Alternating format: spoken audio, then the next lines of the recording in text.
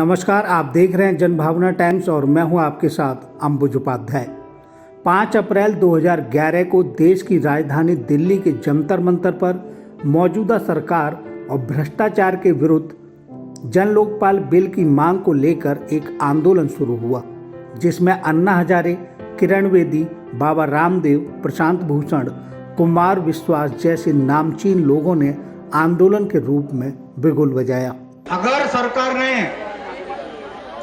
ये बिल को पारित नहीं किया, 30 तारीख को याद रखना, 30 तारीख को पूरे देश में ऐसे आंदोलन होगा कि इसके पीछे कभी हुआ नहीं। और दिल्ली की सड़कों पर हजारों लोग जन लोकपाल बिल के समर्थन में सफेद टोपी पहने और मैं हूं अन्ना लिखे हुए निकले। और जेपी आंदोलन के बाद देश ने इतनी बड़ी संख्या में किसी सरकार का विरोध देखा था। आज की हमारी स्टोरी उसी आंदोलन के एक साधारण से दिखने वाले योद्धा के बारे में है, जिसने बड़े बड़े नेताओं को मात देकर दिल्ली मुख्यमंत्री की कुर्सी हासिल की है। मफलर और पैंट के बाहर निकली ढीली शर्ट पहनने वाले वह साधारण से चेहरे वाले और कोई नहीं, दिल्ली के मुख्यमंत्री अरविंद केजरीवाल हैं। जानकार तो यहाँ तक कहते हैं कि जन लोकपाल बिल आंदोलन की नींव भी अरविंद केजरीवाल ने ही रखी थी। इस देश की अब जनता तय करेगी कि वो आरोप बेबुनियाद हैं कि उसके अंदर बुनियाद है। 16 फरवरी 2020 को अरविंद केजरीवाल ने तीसरी बार दिल्ली के मुख्यमंत्री पद की शपथ ली। मैं भारत की प्रभुता और अखंडता अक्षुण्ण रखूंगा। मैं मुख्यमंत्री के रूप में अपने कर्तव्यों का श्रद्धापूर्वक और शुद्ध अंतःकरण से निर्वहन करूंगा तथा मैं भय या पक्षपात, अनुराग या द्वेष के बिना सभी प्रकार के लोगों के प्रति संविधान और विधि के अनुसार न्याय करूंगा। दिल्ली में लगातार 3 बार तक मुख्यमंत्री बने रहना कोई आसान बात नहीं है। ऐसे में आज हम आपको अरविंद केजरीवाल के आम आदमी से मुख्यमंत्री बनने तक के सफर से जुड़ी कुछ महत्वपूर्ण बातों को बताएंगे। दिल्ली के मुख्यमंत्री और आम आदमी पार्टी के संयोजक अरविंद केजरीवाल का जन्म 16 अगस्त 1968 को हरियाणा के सिवानी में हुआ था। इनके पिता गोविंद राम केजरीवाल इंजीनियर थे और गोविंद राम जिंदल स्ट्रिप्स में बतौर इलेक्ट्रिकल इंजीनियर काम करते थे। एक साधारण परिवार के मुखिया गोविंद राम के 3 बेटे और बेटियां हैं। अरविंद केजरीवाल के माता का नाम गीता देवी है। अरविंद केजरीवाल का बचपन सोनीपत, गाजियाबाद और हिसार में बीता है। वहीं एक बात बहुत कम लोगों को पता है कि अरविंद केजरीवाल ने अपनी प्राथमिक शिक्षा मिशनरीज स्कूल में पूरी की। मिशनरीज स्कूल में पढ़ाई करने के कारण बचपन से ही उनका चर्च में प्रार्थना करने के प्रति काफ़ी लगाव रहा है। वैसे उनके घर में हिंदू रीति रिवाज से पूजा पाठ किया जाता है।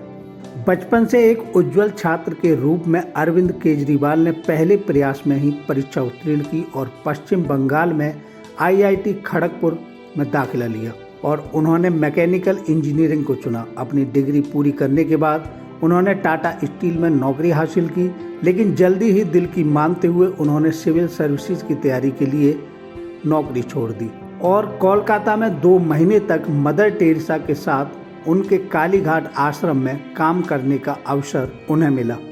1995 में उन्होंने अपनी 1993 की IRS बैच की सुनीता से शादी की। अरविंद केजरीवाल और सुनीता केजरीवाल के एक बेटा और बेटी हैं। बेटे का नाम पुलकित और बेटी का नाम हर्षिता है।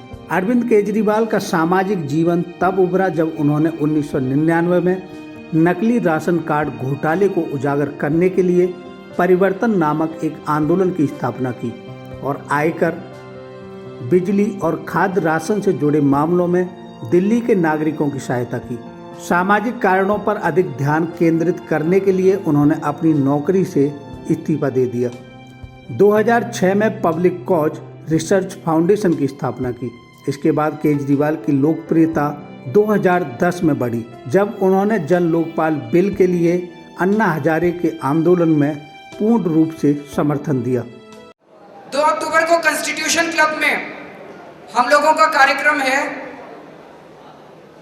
ये पार्टी का छोटा लॉन्च है। पार्टी के लॉन्च को लेके बहुत सारी फॉर्मेलिटीज पूरी करनी पड़ती हैं। वो बहुत सारी फॉर्मेलिटीज अभी पूरी हुई नहीं है, तो हम 2 अक्टूबर को अनाउंस कर देंगे।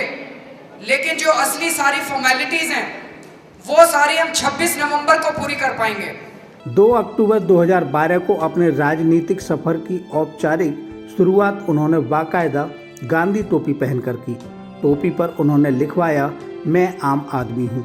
2013 के दिल्ली विधानसभा चुनावों में अरविंद केजरीवाल ने लगातार 15 साल से दिल्ली की मुख्यमंत्री रहीं शीला दीक्षित को 25,864 मतों से हराया। दिल्ली के 7वें मुख्यमंत्री के रूप में 28 दिसंबर 2013 से 14 फरवरी 2014 तक कुल 49 दिन तक मुख्यमंत्री रहे।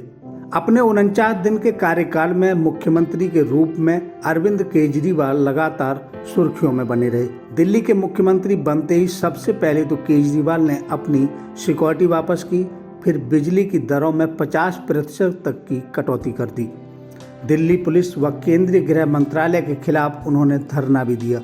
इसके बाद रिटेल सेक्टर में FDI को खारिज किया और सबसे बाद जाते जाते फरवरी 2014 में उन्होंने भूतपूर्व व वर्तमान केंद्रीय पेट्रोलियम मंत्री मुरली देवड़ा व वीरप्पा मोइली तथा भारत के सबसे बड़े उद्योगपति मुकेश अंबानी व उनकी कंपनी रिलायंस के खिलाफ FIR दर्ज कराने के आदेश जारी कर दिए।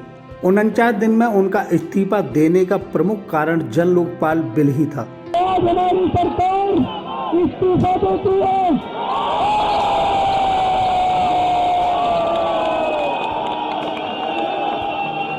आज हमारी सरकार इस्तीफा देती है।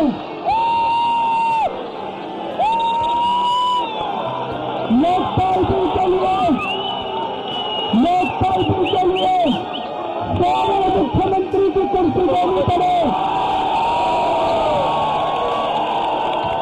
मुख्यमंत्री की कुर्सी में छोड़े करने के लिए तैयार है। जिस पर दिल्ली के लेफ्टिनेंट गवर्नर, विपक्षी दल भाजपा और यहां तक कि समर्थक दल कांग्रेस से भी गतिरोध बना रहा। जन लोकपाल मुद्दे पर हुए आंदोलन से ही अरविंद पहली बार देश में जाने गए थे। वे इसे कानूनी रूप देने के लिए प्रतिबद्ध थे, परंतु विपक्षी दल कांग्रेस और भाजपा बिल को असंवैधानिक बताकर विधानसभा में बिल पेश करने का लगातार विरोध करते रहे। विरोध के चलते 14 फरवरी को दिल्ली विधानसभा में यह बिल रखा ही न जा सका।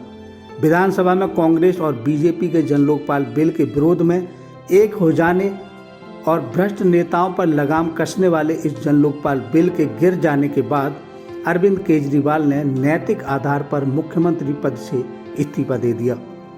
14 फरवरी 2015 को अरविंद केजरीवाल ने 70 में से 67 सीटें जीतकर पूर्ण बहुमत की सरकार बनाई और शपथ ली।